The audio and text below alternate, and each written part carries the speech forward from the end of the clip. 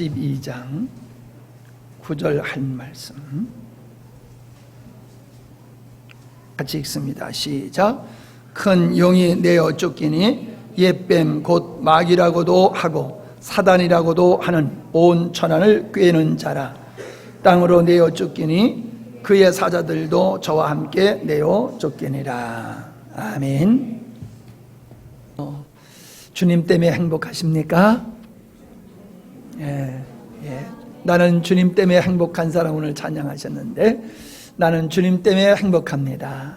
주님 때문에 행복하십니까? 예. 여러분은 보통 분이 아닙니다. 하나님이 사랑하시는 자들 중에서 더욱 특별히 사랑하시는 분이라고 저는 그렇게 믿습니다.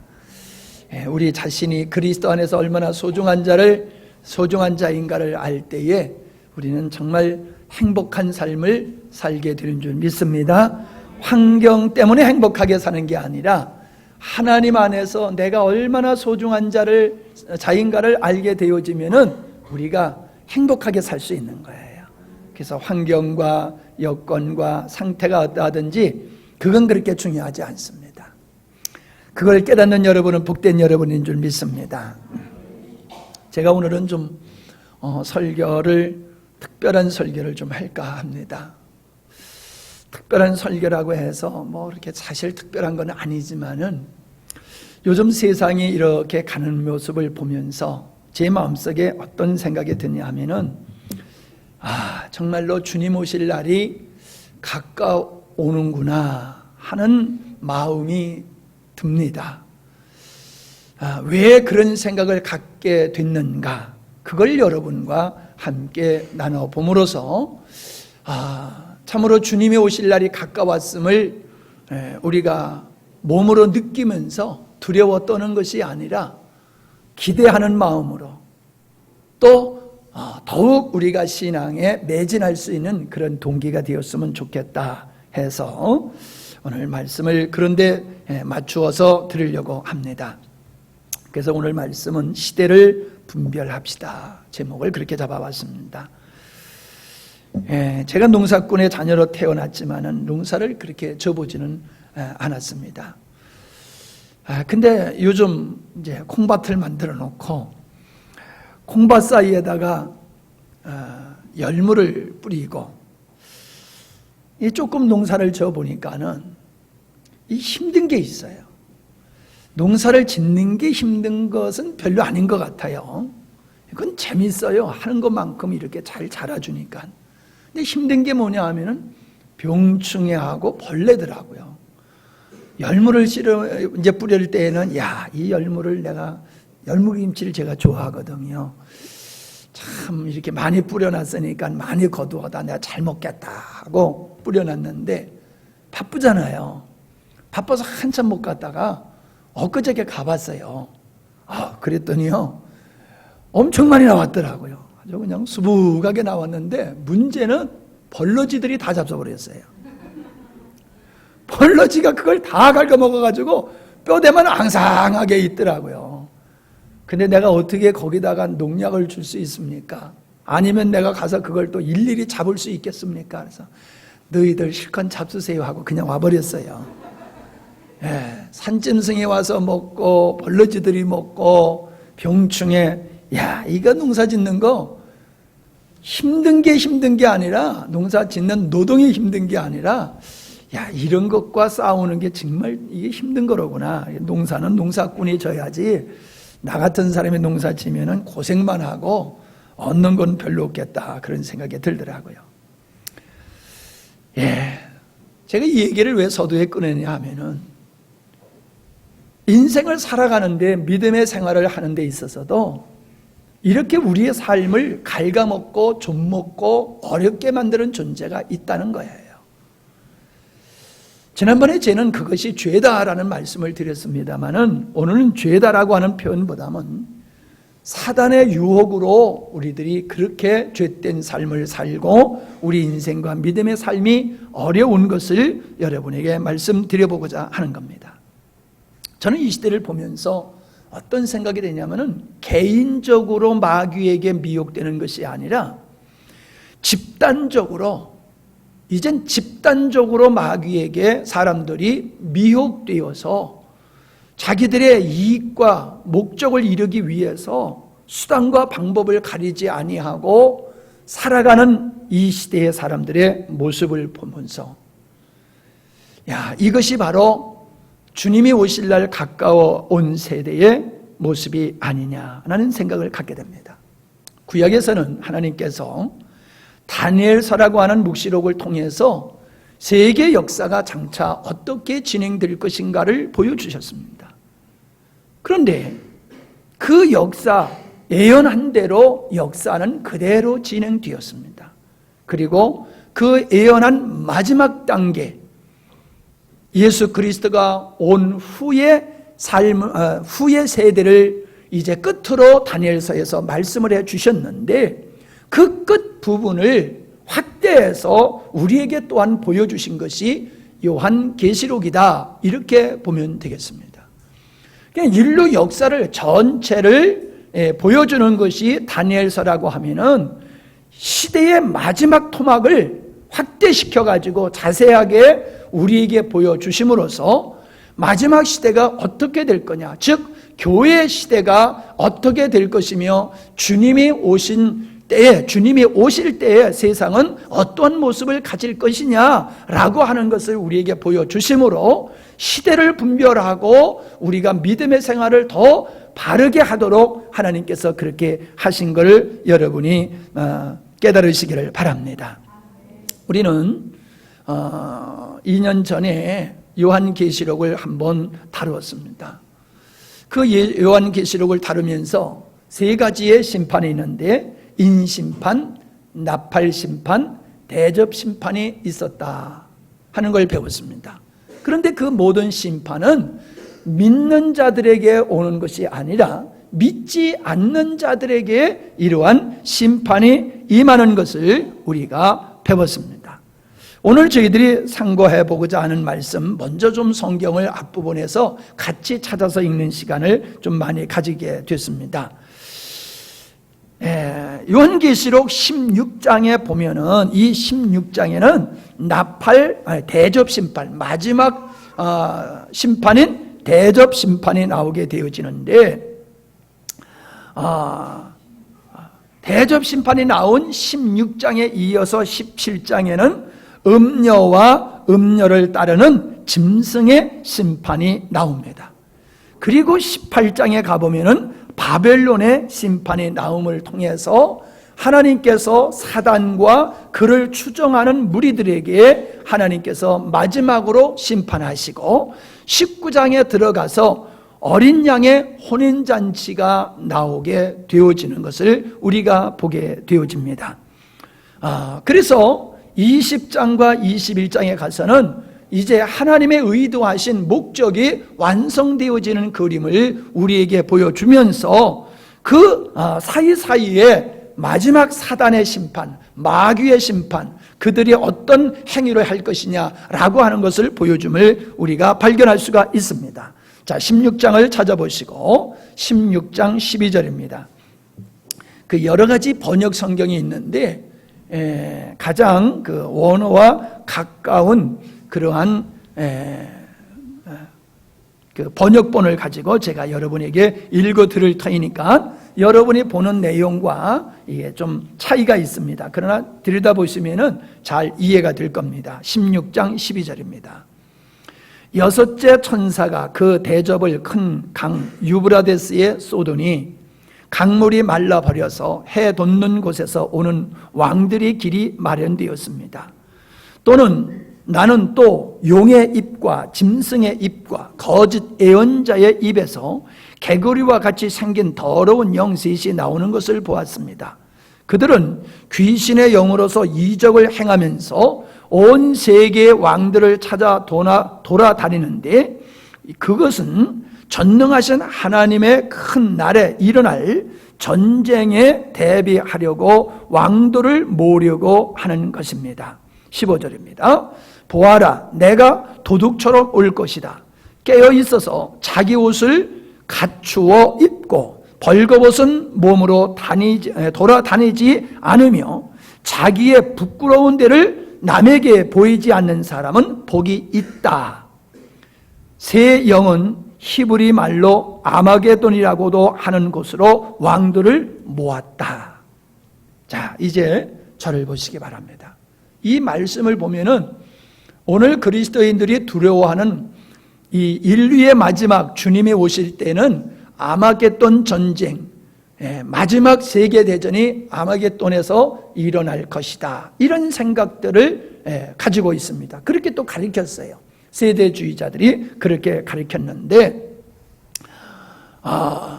근데 저는 그렇게 보지를 않습니다.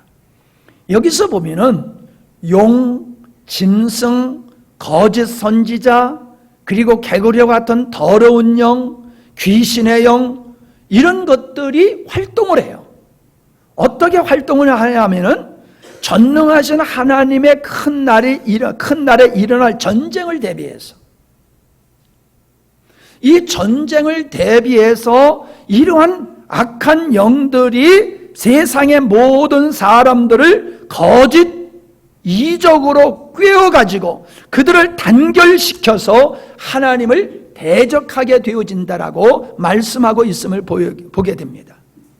그러시면서 15절에서는 뭐라고 말씀하시냐 하면은 아주 중요한 말씀하시죠. 보아라, 내가 도둑처럼 올 것이다.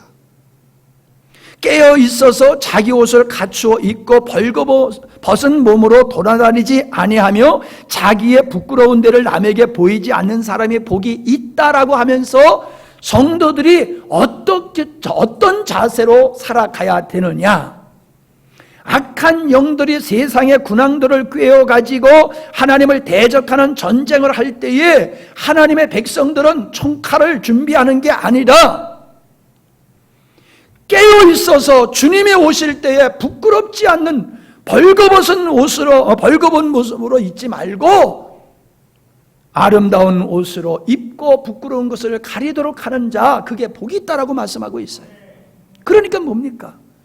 여기서 더러운 영들이 하나님을 대적하는 전쟁을 준비하는, 이것은 대포 가지고 싸우고 핵을 가지고 싸우는 이러한 세상의 사람들과의 전쟁을 얘기하는 것이 아니라 하나님을 대적하는 악한 영들이 이 땅의 불신자들을 총동원시켜서 하나님을 대적하는 이러한 모습을 말씀하는 거지요. 그렇게 하나님을 대적하는 악한 영들의 활발한 활동 속에서 하나님의 백성들은 더욱 신앙생활을 견고하게 해야 된다라고 말씀하고 있지 않습니까? 아멘? 자, 그럼 17절을 보세요. 16장 17절입니다. 이제 7 대접을 쏟게 되어지는데 7 천사가 그 대접을 공중에다 쏟으니 성전에서 보호자로부터 다 되었다 하는 큰 음성이 울려 나왔습니다. 다 되었다. 끝이라는 거예요, 이제. 근데 18절에 보니까는 번개가 치고 음성들이 나고 천둥이 울리고 큰 지진이 일어났는데, 이런 큰 지진은 사람이 땅 위에 생겨난 뒤로 일찍이 없었던 것입니다. 그리고 그 큰 도시가 세 조각이 나서 민족들의 성읍들도 무너졌습니다. 하나님께서 그 큰 도시 바벨론을 기억하셔서 하나님의 진노를 나타내는 독한 포도주의 잔을 그 성읍에 내리시니 모든 섬들이 사라지고 산들이 자취를 감추었습니다. 자, 이거는 19장 18장에 나오는 이 바벨론의 멸망의 그림과 같은 모습을 보게 됩니다. 번개와 음성과 천둥과 지진이 일어나면서 도시가 깨어지고 성읍들이 무너지고 바벨론이 기억할 수 없을 정도로 무너져 없어졌다는 거예요. 그러면서 포도주의 잔, 하나님의 저주의 잔이 그 성에 임하고 섬들 위에 임함으로 말미암아 섬들이 온데간데 없이 흔적도 없이 되었다라고 말씀하고 있어요. 이것은 하나님께서 마귀와 마귀를 쫓는 그 악한 세력들을 하나님께서 마지막에 다 되었다라고 그러셨죠. 마지막에 심판하실 모습을 우리에게 보여주고 있는 것입니다. 19장입니다. 19장에는 어린 양의 심판이 어린 양의 결혼식이 나오는 것을 보게 되어집니다. 7절입니다. 기뻐하고 즐거워하며 하나님께 영광을 돌리자. 어린 양의 혼인날이 이르렀다. 그의 신부는 단장을 끝냈다. 신부에게 빛나고 깨끗한 고운 모시 옷을 입게 하셨다. 이 고운 모시 옷은 성도들의 의로운 행위다. 또 그 천사가 나에게 말하였습니다. 어린 양의 혼인잔치에 초대를 받은 사람에게는 복이 있다고 기록하여라. 그리고 또 말하였습니다. 이 말씀은 하나님의 참 말씀이다. 나는 또 하늘이 열려 있는 것을 보았습니다. 거기에 흰 말이 있는데 신실하신 분, 참되신 분이라는 이름을 가지신 분이 그 위에 타고 계셨습니다. 그분은 의로 심판하시고 싸우는 분이십니다. 그분의 눈은 불꽃과 같고 머리에는 많은 관을 썼는데 그분 밖에는 아무도 알지 못하는 이름이 그의 몸에 적혀 있었습니다. 그분은 피로 물든 옷을 입으셨고 그분의 이름은 하나님의 말씀이라고 하였습니다. 14절입니다. 그리고 하늘의 군대가 희고 깨끗한 고운 모시 옷을 입고 흰말을 타고 그분을 따르고 있었습니다. 그분의 입에서 날카로운 칼이 나오는데 그분은 그것으로 모든 민족을 치실 것입니다. 그는 친히 쇠 지팡이를 가지고 모든 민족을 다스리실 것이며 전능하신 하나님의 맹렬하신 진노의 포도주 틀을 밟으실 것입니다. 자, 무슨 말씀이에요? 어린 양이신 예수님의 혼인잔치가 있지요. 그 어린 양의 혼인잔치의 신부는 교회를 말하고 있는데 이 신랑이신 예수님이 흰말을 타고 나가는데 성도들은 흰옷을 입고 그 신랑이신 예수님을 쫓게 되어지는 모습으로 묘사되고 있어요. 그런데 이 신랑이신 예수님께서 이 땅을 심판하시는 모습이 나오게 되어짐을 말씀해주고 있음을 보게 되어집니다. 그러니까 주님께서 이 땅에 다시 오실 때에는 성도들은 영광스러운 혼인잔치에 들어갈 뿐만 아니라 그분의 영광에 참여해서 이 땅을 심판하는 자리에 함께하는 것을 보게 되는 거지요. 그러나 하나님을 대적했던 자들은 그 흰말을 타신 예수 그리스도 앞에 심판을 받게 되는 게 나옵니다. 그게 17절부터 나옵니다. 17절. 나는 또 태양 안에 한 천사가 서 있는 것을 보았습니다. 그는 공중에 나는 모든 새들에게 큰 소리로 외치기를 하나님의 큰 잔치에 모여라. 왕들의 살과 장군들의 살과 힘센 자들의 살과 말들과 그 위에 탄 자들의 살과 모든 자유인이나 종이나 작은 자나 큰 자의 살을 먹으라 하였습니다. 또 나는 짐승과 세상의 왕들과 그 군대들이 흰말을 타신 분과 그분의 군대에 대항해서 싸우려고 모여있는 것을 보았습니다. 그러나 그 짐승은 붙잡혔고 또 그 앞에서 이적을 행하던 그 거짓 예언자도 그와 함께 붙잡혔습니다. 그는 짐승의 표를 받은 자들과 그 짐승 우상에게 절하는 자들을 이런 이적으로 미혹시킨 자입니다. 그 둘은 산채로 유황에 불타는 불바다로 던져졌습니다. 그리고 남은 자들은 말 타신 분의 입에서 나오는 칼에 맞아 죽었고 모든 새가 그들의 살점을 배부르게 먹었습니다. 자, 전쟁터에서 많은 사람이 죽으니까 새들이 와서 시체를 뜯어 먹습니다. 산짐승들이 와서 뜯어 먹습니다. 그러니까 살을 먹으라고 하는 것은 노획물을 취하는 것과 같은 것이지요. 그렇게 표현하고 있습니다. 이 세상에 하나님을 섬기지 아니하고 하나님을 대적하는 그들은 짐승의 표를 받은 자요 짐승에게 절하는 자들이요 거짓 이적에 미혹된 자로서 하나님을 대항하던 그들은 이처럼 하나님께 심판을 받는다고 말씀하고 있음을 보게 되어집니다. 20장입니다. 20장 7절을 보시기 바랍니다. 20장 7절. 천년이 끝나면, 교회 시대가 끝나면 사단은 옥에서 풀려나서 땅의 사방에 있는 민족들 곧 곡과 마곡을 미혹하려고 나아갈 것입니다. 그리고 전쟁을 하려고 그들을 모을 것인데 그들의 수는 바다와 모래와 같을 것입니다.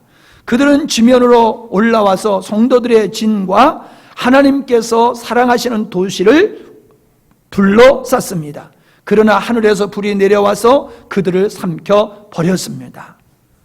자, 10절. 그들을 유혹하던 악마도 불과 유황의 바다로 던져졌는데 그곳은 그 짐승과 거짓 예언한 자가 있는 곳입니다.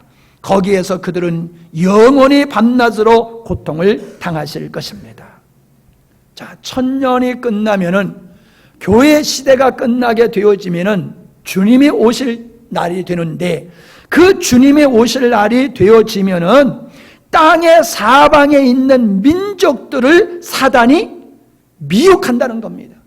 그래서 그들로 하여금 이 땅에 흩어져 있는 모든 민족들이 그 사단의 미혹에 빠져서 전쟁을 하려고 한데 모인다는 겁니다. 이게 뭡니까? 저는 이 말씀을 이렇게 봅니다.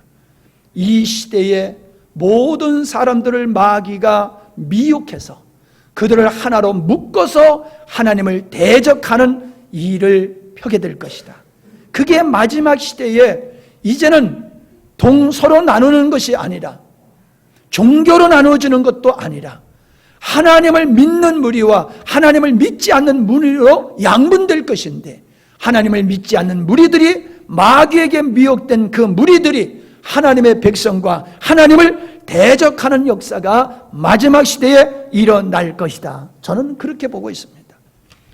자, 그런데 그러한 조짐들이 지금 이 땅에 점점 일어나고 있음을 우리는 볼 수가 있습니다. 우리가 읽은 요한계시록 12장 9절에 보면은 마귀는 어떤 존재냐? 온 천하를 꿰는 존재다. 이렇게 말씀하고 있습니다. 왜 꿰입니까? 왜 천하 모든 사람을 유혹합니까? 마귀가 하는 일은 두 가지입니다. 하나님을 대적하고 하나님을 믿는 사람과 믿지 않은 사람을 미혹해서 그들로 하여금 하나님을 섬기지 아니하고 죄 가운데 살다가 지옥 가도록 하는 것이 사단이 하는 일입니다. 사람들은 이런 얘기를 우습게 얘기로 듣습니다. 신비한 얘기로 그냥 흘려듣고 맙니다. 그러나 역사를 보면은 성경 속에서 나타난 모든 말씀들이 그대로 역사 속에서 이루어진 것을 우리는 볼 수가 있는 겁니다. 무엇으로 사람들을 유혹한다고 말씀하고 있습니까? 거짓말입니다. 온 천하를 꿰는 자라. 사단이 무엇으로 사람을 꿰느냐 하면 거짓말을 통해서입니다. 아담을 범죄하도록 유혹했을 때도 거짓말로 했습니다.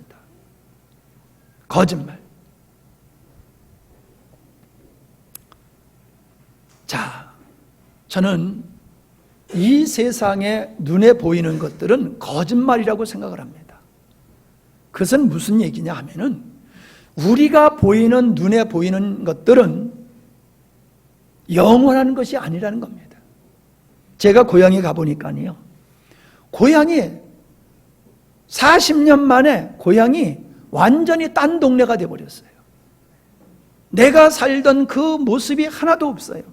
다른 모습이 되어 있어요.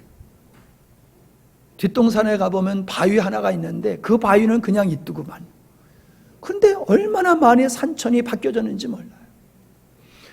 바뀌어지지 않는 것 같은 우리 눈에 보이는 이 세상이 영원한 것이 아니에요. 자꾸 바뀌더라는 거예요. 거기서 살고 있는 사람들이 살아가는 모습 또한 영원한 진실은 없어요. 계속 바뀌어집니다. 제가 어렸을 때 학교 다니던 이야기를 우리 성견이한테 하니까는 성견이가 재밌게 들어요. 예, 그야말로 옛날 얘기예요. 예, 호랭이에 담배 피던 시절과 같지요. 얘기를 들어보면 어찌 그런 일이 있을 수 있겠나, 그런 눈초리로 듣는 거예요. 여러분, 권세가 영원합니까? 젊음이 영원합니까? 건강이 영원합니까? 명예와 쾌락을 누린다고 해서 그게 영원합니까? 이 세상에서 우리가 낙이라고 즐기는 모든 것들은 영원한 게 아닙니다. 잠깐 있다 없어지는 안개와 같은 것입니다. 그래서 인생을 그렇게 표현한 겁니다. 안개다, 잠깐 있다 없어지는 꽃과 같은 것이다. 그렇게 말씀하는 것이 이 세상의 모든 것은 변하지 아니할 것 같은 이 세상의 모든 것은 다 변하고 없어진다는 겁니다. 무엇만이 영원합니까? 하나님의 말씀만이 영원한 겁니다. 하나님의 말씀, 하나님께서 창세전에 계획하시고 그 계획하심을 우리에게 말씀하시고 말씀하신 대로 하나님은 그 역사를 진행해 가고 계십니다. 하나님이 하시는 일만이 영원한 것이지 인간들이 하는 일은 잠깐 있다 없어지는 신기루와 같은 것이라는 거예요. 신기루 알지요? 우리가 도로상에서 보면은 멀리 보면은 물이 고여 있는 것 같이 보이지요? 사막에서 그렇다는 거예요.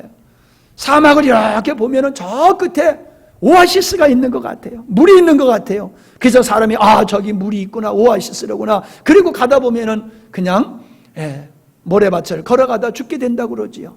신기루. 실제가 아니지만은 우리 눈에 실제와 같이 보이는 거예요. 그런 것들이 우리가 지금 살고 있는 우리의 삶이 그 신기루와 같다는 것을 우리가 믿음의 눈으로 바라볼 수 있어야 될 줄 믿습니다. 이 세상의 모든 것은 신기루와 같은 거예요. 없어지고 심판받게 될 것입니다. 그런데 마귀가 어떤 거짓말로 사람들을 미혹하느냐, 제가 8가지를 생각해 봤어요. 이렇게 쭉 하다 보니까 8가지가 되더라고요. 8가지만 제가 정한 게 아니라 이렇게 준비하다 보니까 8가지요. 간단하게 제가 할게요. 첫째, 사단의 거짓말. 제일 첫 번째 따라 하시기 바랍니다. 사탄은 없다. 거창한 것 같은데 별거 아니지요. 사탄이 거짓말을 하는데 사단의 거짓말 1호가 뭐냐? 1위, 야, 마귀는 없어. 이 땅에 사탄은 없어. 그냥 동화 속에 나오는 뿔 달린 도깨비 정도로 사람들이 생각을 하지, 하나님의 존재와 같이 마귀 사단이 존재하고 역사가 시작된, 이 인류의 역사가 시작된 이후로 마지막까지 인류의 배후에서 사람들을 충동질하고 타락하게 만들고 유혹하는 이 사단의 존재, 사람들에게 마귀는 나 없어 라고 하면서 사람들 뒤에서 사람들을 미혹하고 있다는 겁니다. 사단의 존재를 알면은, 사기꾼인지를 알면은 누가 사기를 당하겠어요? 이 사람이 사기꾼이 아니라고 생각하니까 그 사람에게 사기를 당하는 거예요. 왜 사람들이 마귀에 미혹당합니까? 마귀가 있다고 생각하고 마귀가 하는 일을 알면은 미혹당하지 않습니다. 근데 마귀가 없다고 생각하니까는 마귀가 하는 일도 마귀가 하는 일인지 모르다 보니까는 마귀에게 미혹되게 되어 있는 겁니다. 두 번째, 마귀는 하나님도 없다. 그렇게 사람들을 속여요. 하나님이 있긴 무언 하나님이 있어? 하나님은 없어. 그래서 무신론주로 만들어가지고 보이는 것, 유물론, 보이는 게 전부야. 보이는 게 전부야. 이러한 하나님을 없다라고 사람들을 속이는 이론이 이게 진화론이에요. 진화론. 학교에서 진화론을 가르쳐가지고 자라는 학생들에게 하나님을 부정하는 토양을 다 만들어버린 거예요. 하나님의 말씀을 받아들일 수 없게 만들어버렸어요. 왜? 진화론을 통해 가지고 하나님을 정면으로 부정하게 만들어버렸거든요. 아이들은 학교에서 가르치는 건 다 진실만 가르치는 줄 압니다. 진실만 가르치는 줄 알아요. 왜 우리가 일본 교과서를 가지고 우리가 자꾸 이의를 제기합니까? 일본 사람들이 이 한국을 침략하고 이 태평양에서 전쟁을 일으켰던 것을 갖다가 그들이 미화를 시키는 거예요. 잘한 짓이라는 거예요. 전쟁을 일으키고 사람을 잡아다가 얼마나 많이 이렇게 죽게 했습니까? 처녀들을 잡아다가 얼마나 불행한 삶을 살게 만들었습니까? 근데 그거를 잘했다는 거예요. 역사를 바르게 가르치지 않잖아요. 그러니까 피해를 당한 주변의 국가들이 거기에 대해서 이의를 제기하고 그런 교과서는 만들면 안 된다라고 반대를 하는 거잖아요. 그냥 아이들은 학교에서 가르치는 교과서는 다 올바른 것만 가르치고 있어요. 요즘 우리 박근혜 대통령이 무엇을 강조하고 있습니까? 바른 역사의식을 아이들에게 가르쳐야 된다. 그래서 한국사를 새롭게 가르쳐야 된다는 이런 것이 이제 새롭게 대두되고 있는데, 역사를 모르면 안 된단 말이에요. 근데 역사를 왜곡시켜요. 그러면 더 사람이 이상하게 되는 거잖아요. 진화론, 학교에서 가르치는 거지만 진실이 아닌 거짓말을 진실과 같이 아이들에게 진화론을 가르쳐가지고 아이들의 마음속에는 신이라는 존재는 없어 라고 하는 굳은 믿음이 생겨버린 거예요. 그래서 요즘 아이들을 전도하기가 그렇게 힘들고 어렵고, 그렇게 배워서 장성한 어른들도 무슨 하나님이 있어, 사람을 그냥 어쩌다 그냥 역사 속에서 자연적으로 만들어진 거지, 우연적으로 만들어진 거지, 그렇게 생각을 하니까는 사람을 존중히 여기는 그런 마음들이 없어요. 사람을 하나야 그냥 물질로 보는 거예요. 그러니까 쉽게 사람을 죽이고, 사람을 죽일 뿐만 아니라 자기도 쉽게 죽고 그래요. 이런 자살이 많이 발생하는 이유는 뭐예요? 진화론 때문에 이런 불행한 일들이 많이 벌어지고 있는 거예요. 세 번째는 범신론이에요. 신은 없다 그렇게 하다가 사람들이 자꾸 신을 믿으려고 그러니까는, 야, 신은 다 신이야. 모든 게 신이야. 오래된 나무도 신, 저 바위도 신, 바다도 신, 뭐 죽은 고양이 뼈 따고 갖다 놓고도 이것도 신. 하여간에 이 세상의 모든 게 다 신이야. 이렇게 사람을 또 속이는 거예요. 그래서 결국 뭐예요? 사람들이 나도 신이야. 그래서 사람을 신으로 만들어 놓음으로 말미암아, 내가 신인데 무슨 하나님을 믿어요? 그래서 사람들이 하나님을 믿지 못하도록 만들어버리는 겁니다. 그 다음에 네 번째로는 교회 안에서 하나님의 복음을 빼버렸어요. 십자가의 복음을 빼앗아 버렸어요. 그래서 사람들이 예수님을 구세주로 고백하지만은 자기가 죄인임을 고백하지 않는 이런 신앙 고백을 하게 되는 거예요. 예수님이 내 죄를 위해서 죽어주셨다, 요거까지만 믿게 해요. 예수님이 왜 너의 죄를 위해서 죽으셨는데, 너의 죄를 위해서 죽어주셨는데 그 죄가 뭐냐? 그러면 내가 거짓말하고 성질내고 못된 짓 한 거, 그것만 생각해요. 근데 예수님이 우리를 위해서 십자가에 못 박혀 죽으실 수밖에 없는 그 죄는 하나님을 왕으로, 하나님을 주인으로 섬겨야 될 인간들이, 피조물이 신의 위치에 서서 자기가 하나님이냐, 하나님 앞에서 스스로 자기가 주인된 삶을 살아간 그 죄 때문에 예수님이 십자가에 못 박혀 죽으셨단 말이에요. 그러니까 이제 예수님을 구세주로 고백하려고 하면은 내가 주인된 삶을 살아간 것이 예수님을 십자가에 못 박혀 죽게 한 죄다, 이거를 깨닫고 이 고백 위에서 예수님의 내 죄를 위해서 죽으셨다, 이렇게 믿어야 되는 거예요. 이게 바른 믿음이란 말이에요. 이게 바른 신앙 고백이란 말이에요. 근데 사람들은 자기가 죄인임을 인정하지도 아니하고 자기가 계속해서 주인된 자리에 살아가면서 다분히 예수님이 내 죄를 위해서 죽으셨다라고 하는 이 잘못된 신앙 고백만 하게 하는 거예요. 그래서 사람들을 속이는 거예요. 진짜 믿음을 갖는 것 같지만은 알맹이를 쏙 빼버려가지고 신앙 고백은 하지만은 그 신앙 고백, 하나님이 보셨을 적에 인정할 수 없는 신앙 고백을 하게 하는 것, 이게 사단의 거짓말의 행위예요. 다섯 번째, 교회 안에 복음이 나가게 되어지니까, 복음이 참된 복음이 없어지니까는 교회 안에 심리학이 들어왔어요. 교회 안에 심리학이 들어와가지고 긍정적 사고방식, 웃음 치유, 내적 치유, 이런 것들로 복음을 대신해서 인간의 어떠한 노력으로서 사람들을 다루는 이런 심리학이 복음을 대신하고 하나님을 대신하는 이런 시대를 만들어버렸어요. 그래서 하나님을 얘기하고 예수님은 얘기하지만은 실제로 사람을 움직이고 다스리는 것은 복음이 아니라, 예수님이 아니라 심리학이 사람들을 다루게 되어지는 이러한 생명 없는 기독교를 만들어가고 있어요. 여섯 번째, 거짓 기사와 표적을 행하게 하는 거예요.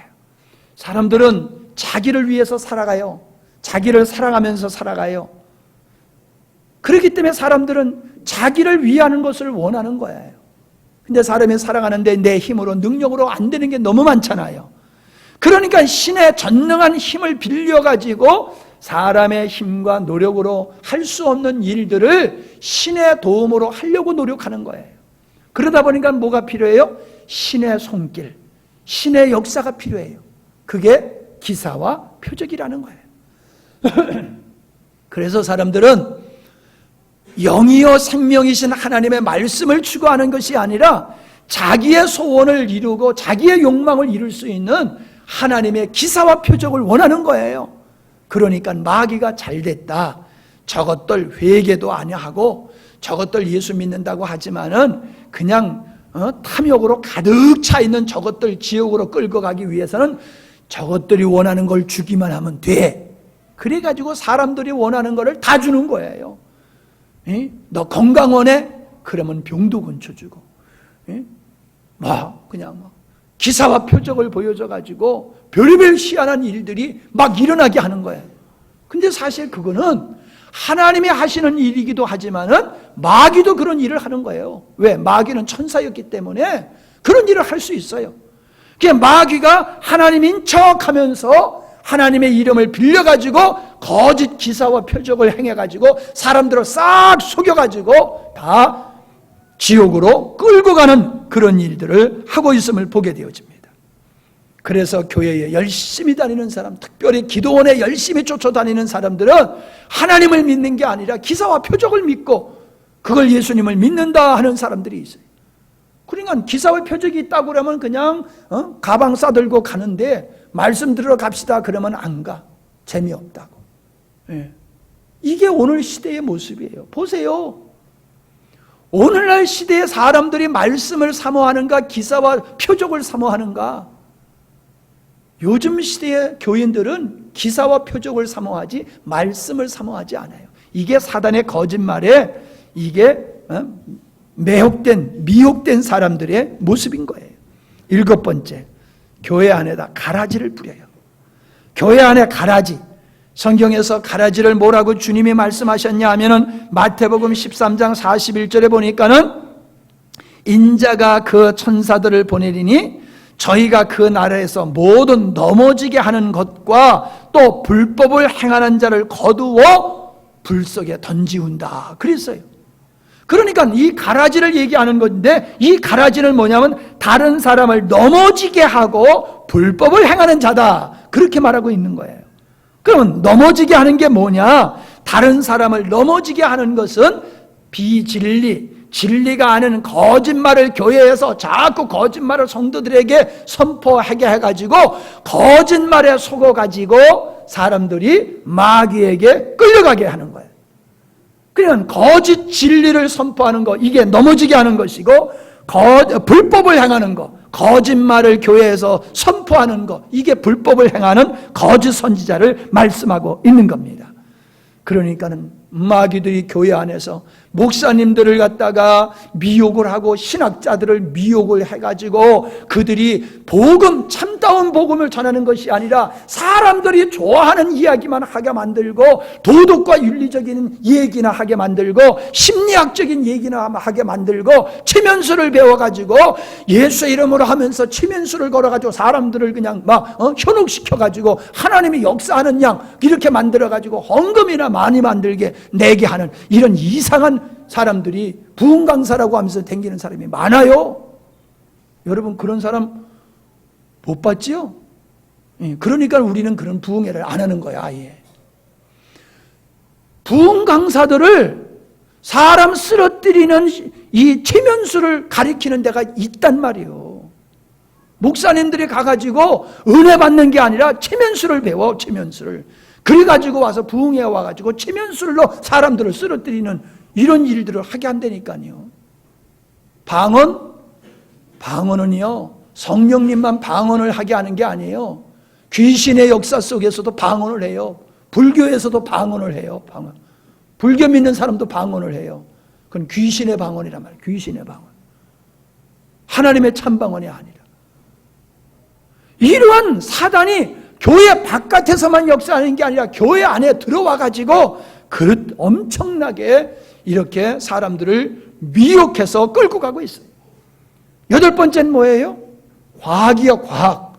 사람은 과학하면은요 아주 최고로 생각해요. 그래서 과학이 신이 되어져 버린 이 시대에 사람들이 살고 있어요.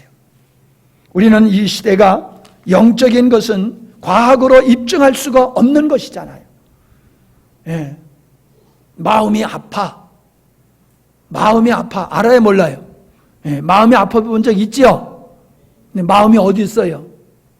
어디 있는데 마음이 아파요? 예. 기분이 나빠. 기분이 어디 있어요? 근데 기분이 좋았다 나빴다. 기분이 좋으면 웃음이 나오고 기분이 나쁘면 눈물이 나오고 얼굴이 찌그러지고 그러는데 그 기분이 어디 있는 거냐 말이에요. 마음이 어디 있는 거냐 말이에요. 저 사람은 사랑이 많아. 사랑이 어디 있어요? 여러분, 과학은 물질만을 다룰 수가 있는 것이지 물질이 아닌 것은 다룰 수가 없어요. 사람의 마음, 영혼, 이건 물질이 아니잖아요. 비물질이에요. 그렇기 때문에 과학이 다룰 수가 없어요. 근데 사람들은 과학이 최고라고 생각하니까는 과학이 다루지 않는 건 없다라고 사람들이 믿는 거예요. 이게 뭐예요? 사단의 거짓말에 속어 사는 모든 사람들의 태도인 것을 우리가 보게 됩니다. 자, 그 다음에 무엇을 가지고 사람을 꼬시느냐, 유혹하느냐. 예. 그 다음에는 대리자가 있어요. 대리자. 마귀가 직접 사람을 꼬시는 일을 하기도 하지만은 대리자를 통해서 마귀가 일을 해요. 아담을 꼬실 때는 뱀을 이용했고 예수님을 죽이는 일에는 마귀가 유다를 미혹해가지고 유다로 하여금 예수님을 팔아버리게 했단 말이에요.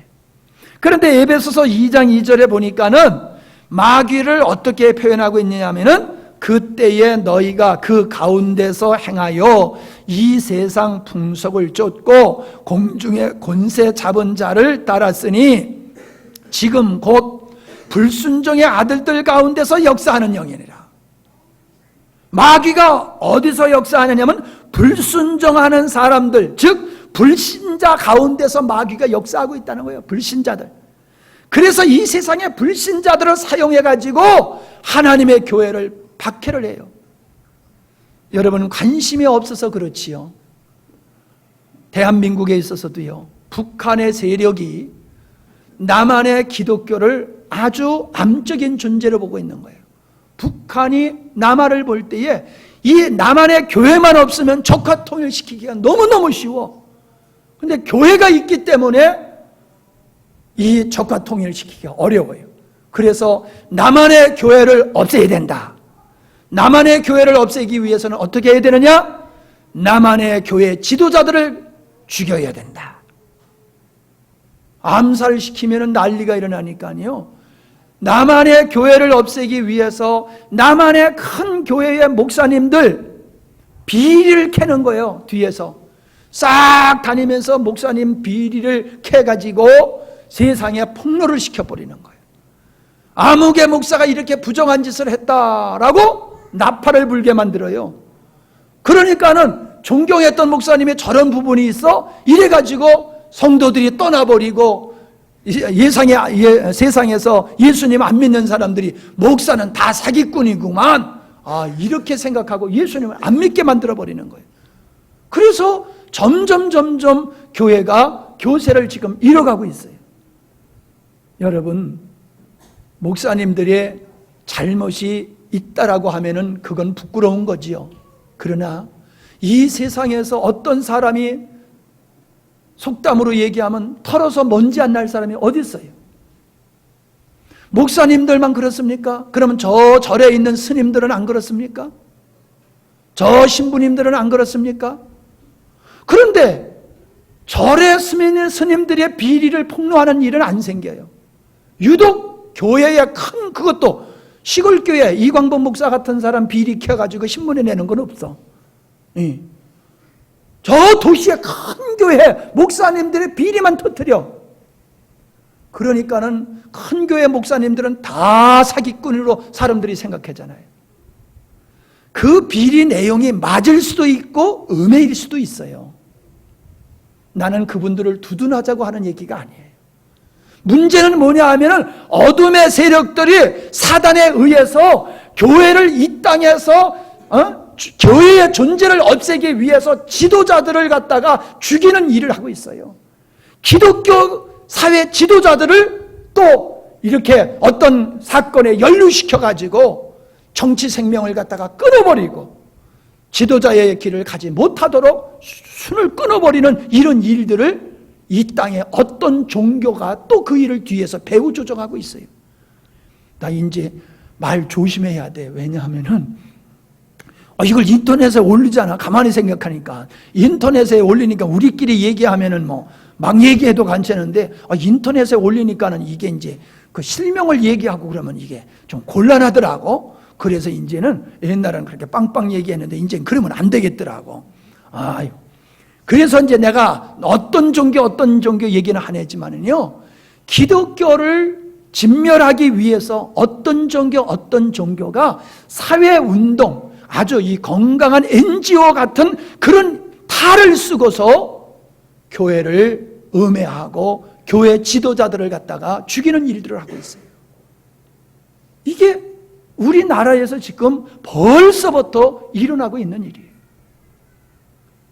이게 뭐예요? 불신자들을 가지고 하나님을 대적하는 사단의 역사인 것을 우리가 보게 돼요. 그 다음에 여기 보면 풍조라고 해서 이 세상의 풍조를 쫓고, 그래서 이 세상의 풍조, 사람의 생각이지요, 사상이지요. 예? 그런데 여러분, 세상의 죄의 가장 극치, 세상의 죄의 가장 극치를 무엇으로 표현하냐면 성경에서는 동성애예요, 동성애. 이 동성애가 죄가 가장 관영했을 때의 모습이 어떤 거냐? 그게 동성애다. 성경에서는 그렇게 말씀을 하고 있어요. 그래서 롯이 그 소돔성이 하나님의 심판을 받을 때에 천사가 롯의 집에 갔잖아요. 이 성을 하나님께서 심판할 테니까 빨리 이 성을 피하라 라고 천사가 갔거든요. 근데 천사는 항상 남성이에요, 남성. 그런데 도시에서 천사가 사람의 몸을 하고 롯의 집에 가는 걸 보고 그 동네 소돔성에 살고 있는 젊은 남자들이 눈이 획가닥 뒤집혀 버렸어. 야, 저렇게 잘생긴 남자가 어딨냐? 저렇게 잘생긴 남자하고 성적인 관계를 갖자. 그래가지고 소돔성의 젊은이들이 롯의 집에 와가지고, 야, 너 집에 온 그 젊은 멋지게 생긴 남자 이리 끌어내. 이 우리한테 줘. 우리가 성적인 관계를 그하고 가질 거야. 그리고 난리법석을 쳤어요. 그러니까 롯이 말하기를 우리에겐 딸 둘이 있다. 그러니까 그 딸을 줄 테니까는 우리에게 오신 손님한테는 손대지 말라. 그러니까 네가 우리의 재판관이냐? 너를 먼저 죽여버리겠다 하고 난리를 쳤잖아요. 그랬더니 천사가 그들을 눈을 멀게 해버리고 그들을 심판을 한 것을 우리가 성경에서 볼 수 있어요. 그래서 성경에 보면요, 최고의 그 시대의 타락의 극치가 뭐냐면 동성애예요, 동성애. 그런데 보세요, 제가 인터넷 신문을 통해서 봤는데요, 이 국가별로 동성애를 수용하는 그 퍼센트를 해놓은 게 있더라고요. 이게 제가 띄우려고 그러다가 그만뒀는데, 보세요. 캐나다가 80% 동성애를 찬성해요. 미국은 이 글씨를 조그맣게 해놓을 안 보이네. 이게 60%인지 80%인지 잘 안 보이네. 60%인 것 같아요. 멕시코가 61%, 브라질이 60%, 칠레가 68%, 아르헨티나가 74%, 이탈리아가 74%, 독일이 87%, 프랑스가 77%, 영국이 76%, 호주가 79%, 스페인이 88%, 중국이 21%, 일본이 54%, 한국이 39%, 러시아가 16%, 남아프리카 공화국이 32%, 케냐가 8%, 나이지리아 1%, 이집트 3%, 터키 9%, 필리핀 73%, 인도네시아 3%. 이 그림을 색깔로 해놨는데요, 진알기가 프로테즈가 높을수록 빨간색으로 해놨는데요, 세 개가 빨간 물로 물들어가고 있어요. 이게 뭐예요? 온 세계가 성적으로 점점 타락하고 있다는 거예요. 동성애를 이제는 합법화시켰어. 그래서 미국에 동성애하는 부부가 23,000명이나 된대요. 23,000명. 그래서 동성애하는 사람들한테 아파트도 주고 뭐 동일하게 다 혜택을 준대요. 대법원에서 동성애는 죄가 아니야, 잘못된 게 아니야, 합법적인 거야, 이렇게 판단을 내려가지고 이제 그냥 자연스럽게 이성 간에 남녀가 결혼하는 게 아니라 남자끼리 결혼하는 것도 맞아, 여자끼리 결혼하는 것도 맞아. 그래서 여자끼리 결혼해가지고 혼인신고를 해, 남자끼리 결혼해가지고 혼인신고를 해. 그러면 세상 망하는 거잖아요. 남자끼리 결혼해가지고 애 낳을 수 있어요? 여자끼리 결혼해가지고 애 낳을 수 있어요? 그러니까는 그냥 성적인 병이 이 세상에 충만하고 난리법석이에요. 그런데 그거를 정상적으로 보는 이 사회가 그걸 정상으로 보는 거예요. 이 사회가 옛날에도 이런 사람은 있었어요. 그러나 사회가 그거를 허락지를 않았어요. 사회가 그걸 정죄했어요. 그런데 이제는 사회가 그것이 옳다고 얘기해요. 이게 문제예요. 죄는 언제나 있어요. 근데 이제는 사회가 그거를 옳다고 공인해버리는 거예요. 이게 뭐예요? 온 세상이 다 그런 거짓말에 속어서 이제는 거짓을 진리로 얘기하는 이런 시대에 우리가 살고 있는 겁니다. 과거에는 정치가 동서 이념으로 나눠지기도 했어요. 근데 이제는 이념으로 나눠지지 않아요. 오직 돈만을 위해서 사람들은 존재해요. 돈이면 전부야. 쾌락, 그게 전부야. 세상이 지금 그쪽으로 가고 있어요. 교육도 마찬가지고요. 정치도 마찬가지고요. 교회도 마찬가지고 종교도 마찬가지고요. 돈이면 전부야. 이게 마지막 시대의 모습이에요. 지금 시대의 모습이에요. 그 다음에 이단자예요. 이단자들을 통해서 마귀는 하나님을 대적하고 믿는 자들을 미혹하고 있어요. 한국에 지금 신천지가 난리지요. 신천지가. 그래서 교인들을 빼가기 위해서 교회가 교회가 추수하는 밭이라고 그래요. 우리 교회도 우리가 가까이 지냈던 옛날에 목사님을 따라다녔던 이 청년이 부산에 가서 신천지에 물들어가지고 함양에 와가지고는 우리 교회에 나와가지고는 가만히 보니까요 예배 시간에 목사님 말씀을 안 들어. 자기 혼자 성경책만 넘기고 있어. 말씀을 안 들어. 신천지에 물이 들어가지고 아무리 얘기해도 말을 안 들어. 그들 결국 떠나갔어요. 신천지 사람들은요 물불을 가리지 아니하고 교회를 파괴하고 교인들을 그쪽으로 끌고 가려고 그래요. 그러니까 부산에 어떤 큰 교회예요. 큰 교회 장로, 권사 이런 사람들이 신천지로 막 넘어가. 그러니까 난리가 났어요. 난리가 있어.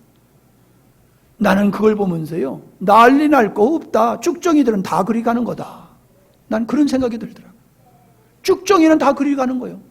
아니 예수님을 똑바로 믿으면 신천지가 이단인지 아닌지 알겠어요? 모르겠어요? 금방 아는 거예요. 그런데 똑바로 하나님 말씀을 제대로 안 듣고 신앙생활 엉터리로 하다 보니까는 신천지가 와서 꼬시니까는 그냥 휙 넘어가 버리는 거예요. 쭉정이지요. 쭉정이니까 그냥 넘어가 버리는 거예요. 그래서 는 아까워할 거 하나도 없다. 내 속으로 그랬어요. 아까워할 거 하나도 없다. 왜? 쭉정이니까. 알고 같으면 안 가는데 쭉정이니까 갔어. 어차피 쭉정인데 뭐. 이단은 경계령? 이단을 경계해가지고 그들이 이단에 안 넘어갑니까? 진리가 내 안에 있어야지 이단에 안 넘어가지요. 아멘? 여러분 이단에 안 꼬셔 넘어갈 줄 알아요? 여러분 이단들이 와가지고 꼬시면 여러분 넘어갈 사람 여기 있다고 봐요. 나는 내가 봤을 때 이단에 꼬시면 넘어갈 사람 이 자리에 있어요. 이단에 와서 안 꼬시니까 안 넘어가고 있는 거지. 왜? 진리가 없어. 진리가 말씀이 없어. 말씀이. 그런 사람은 마귀가 꼬시면은 이단들을 통해서 마귀가 꼬시면 다 넘어가요. 보세요. 이단이 안 꼬셔도 안 나오는 사람이잖아요. 교회에. 이단이 꼬시지 않는데도 교회에 안 나오잖아요. 왜 안 나와요? 진리가 없으니까. 교회 몇 년 다녔느냐? 소용없어요. 교회 아무리 오래 다니고 교회의 직분이 뭐가 되든지 간에 진리가 없으면은 마귀가 꾸시는 대로 넘어가는 거예요. 그러니까는 이단으로 안 가도 아예 교회를 안 나오잖아요. 내가 누구를 공격하기 위해서 하는 얘기가 아니에요. 안타까운 마음으로 하는 얘기고, 여러분도 진리가 없으면 나중에 어떤 일이 생길 때에 나 예수님 모른다 그런 사람이 될까 봐 그러는 거예요. 6.25가 뻥 터지니까는 교회에 공산주의자들이, 공산당들이 총을 가지고 들어와서 예수 믿는다 그러면 살려주고 예수 안 믿는다 그러면 다 죽인다, 그러니까 다 도망가 그러잖아요. 여러분, 갑자기 어느 날 여기 미친놈이 총 들고 와가지고 목사 여기다 딱 꿇어 엎드려 놓고 너희들 이 목사 따라가는 사람들은 다 죽일 거야. 목사 안 따라가고 예수 안 믿는다 그러면 빨리 나가. 그러면 몇 사람이나 남아서 목사님하고 같이 죽겠다고 할 사람이 몇 사람이나 될는지 모르겠어. 나하고 같이 죽을래요? 예수 위해서? 살겠다고 도망갈래요? 바쁘다고도 예수님 예배 드리는 일을 갖다가 쉽게 빼먹는데, 노는 게 좋아서 예수님 믿는 거 예배 드리는 거 빼먹는데, 죽인다는데 그 앞에서 나 예수 믿다 죽을 거야 할 사람이 되겠어요? 그런 사람이? 예? 그런 적은 일도 이기지 못하는 사람이 목숨 걸고 예수 믿겠냐고요. 우리에게 어떤 극한 상황이 온다 할지라도 끝까지 예수님을 믿을 수 있는 사람, 그 사람이 구원받는 사람이요. 예? 좋을 때 예수님 믿는다고 하다가 어려운 일이 있으면 나 예수 안 믿을래, 나 예수 몰라, 이런 사람은 구원받을 사람이 못 된단 말이에요. 자신에게 물어보시라고요. 나에게 어떤 극단적인 상황이 와도 나는 예수님 부인하지 않을 거야, 그런 확실하게 그런 믿음이 있는 사람은 예수님 제대로 믿는 사람이고, 글쎄요, 장날을 대도 힘든데 죽고 사는 문제가 생기면 글쎄요, 난 자신 없어요. 그런 사람 다시 예수 믿으세요. 다시 예수 믿으세요. 천국은 아무나 가는 게 아니에요. 그렇게 말 한마디로 예수님이 내 죄를 위해서 죽으셨어요, 요거 한마디로 했다고 해서 천국 가는 거 아니에요. 이 땅에 보세요. 서방 세계가 지금 이슬람한테 막 먹혀들고 있어요. 서방 세계가 이슬람 세계한테, 이슬람인들한테 막 먹혀들고 있어요. 서방 세계가 어떻게 세워졌습니까? 기독교의 토양위에서 서방 세계가 세워졌기 때문에 그렇게 잘 먹고 잘 살 수 있는 나라가 됐어요. 잘 먹고 잘 살게 되니까 이제 하나님을 까마득하게 잊어버렸어요. 그들에게는 사상이 없어요. 인생의 목적이 없어요. 가치관이 없어요. 오직 잘 먹고 잘 사는 게 목적이야. 그게 서방인들의, 사람들의 사고방식이란 말이에요. 그런데 이 이슬람 사람들은 어때요? 알라라고 하면은요, 알라를 위해서는요, 자기 목숨을 내놓을 수 있어요. 그 사람들은 그래요. 자기 목숨 내놓는 것보다 더 어려운 게 뭐냐면 가족을 죽이는 거예요. 근데 그들은 알라를 위해서는, 알라를 섬기던 형제가 하나님을 믿으면 자기 형제도 자기가 죽여요. 잘 보세요. 저를 잘 보세요. 알라를 믿다, 알라 신을 믿다가 하나님을 믿으면은 그 자녀를 자기 손으로 죽이고 그 형제를 자기 손으로 죽여요. 그게 이슬람 사람들이요. 어떤 생각이 드세요, 여러분? 그들이 얼마나 자기가 믿는 믿음의 신념이 강하냐 하면은 자기 죽는 건 고사하고 자기 죽기는 쉬워요. 어떻게 내 형제, 내 자식을 내 손으로 죽일 수 있냐고요. 근데 그런 일까지 해요, 그들이. 근데 서방 세계는 물러 터졌어요. 오직 쾌락만 즐겨요, 부유 속에서. 그러니까 이슬람한테 막 먹혀 들어가는 거예요. 왜 이슬람이 한국에 들어오는 걸 왜 무서워해요? 그들이 들어오는 게 무서운 것은 우리가 무장되지 않았기 때문에 무서운 거예요. 우리가 무장되어 보세요. 그들이 들어오는 게 뭐가 무섭나? 기독교가 생명의 풍성해 보면은, 십자가의 복음으로 무장되어 있으면은 이슬람이 이 땅에 어떻게 발을 들이고 들어오냔 말이에요. 교회가 물러 빠지고 생명이 없으니까는 그들이 들어와가지고 마음대로 무슨 짓이든지 다 하고 있잖아요. 한국에 테러가 안 일어난다고요? 한국에요, 알카에다에 이러한 그렇게 소속되어 있고, 그래서 한국으로 피신 오는 사람들이 그렇게 많대요. 그런 거 읽어보셨어요? 기사 보셨어요? 못 보셨지요? 알카에다 차에 몸에다 폭탄 들고 폭탄 가가지고 저기 사람 많이 있는 데 가가지고 뻥 터뜨려가지고 자기도 죽고 옆에 있는 사람 많이 죽이는 이런 테러 행하는 사람, 그런 사람들이 한국에도 지금 도피처로 한국으로 숨어 들어오고 있다는 거예요. 이 땅에 이슬람 세력이 더 커지면 그들이 몇 프로만 되기 시작하면요 테러 가기 시작하는 거예요. 한국은 그렇게 안전한 지역이 아니에요. 여러분들은 그냥 땅 파먹고 사느라고 죄송합니다. 먹고 사는 거 바쁘다 보니까는 이런 거 모르지요. 모르시죠. 근데 여러분 모르는 사이에 지금 세상은 그렇게 돌아가고 있어요.